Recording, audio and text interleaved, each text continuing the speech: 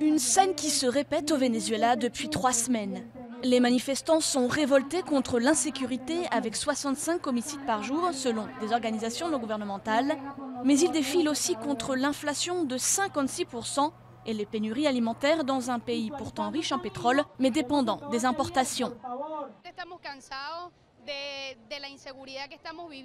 Nous sommes fatigués de l'insécurité que nous subissons. Nous sommes fatigués de faire la queue pour satisfaire nos besoins de base.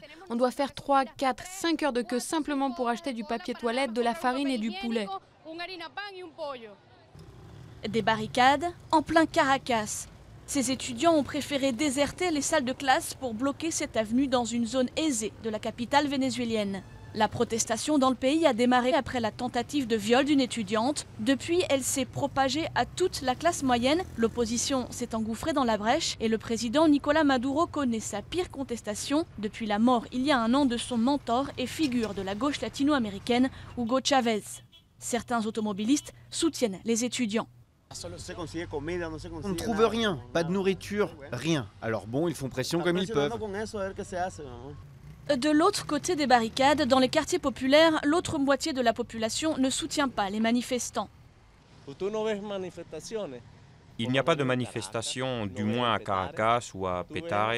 On voit que cela concerne les quartiers gouvernés par l'opposition, où même la police soutient les manifestants.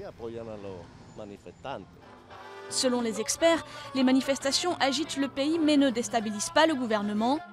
Ces programmes sociaux protègent encore les plus démunis de l'inflation et des pénuries. Je ne vois pas encore les conditions pour un changement politique au Venezuela. Il faudrait qu'il se produise des changements de grande ampleur au niveau de la base qui soutient le gouvernement. Et il faudrait des changements importants des identités politiques au Venezuela. La grogne a mobilisé un maximum de 50 000 personnes lors de sa plus grosse manifestation, mais tué 14 personnes jusqu'à ce jour.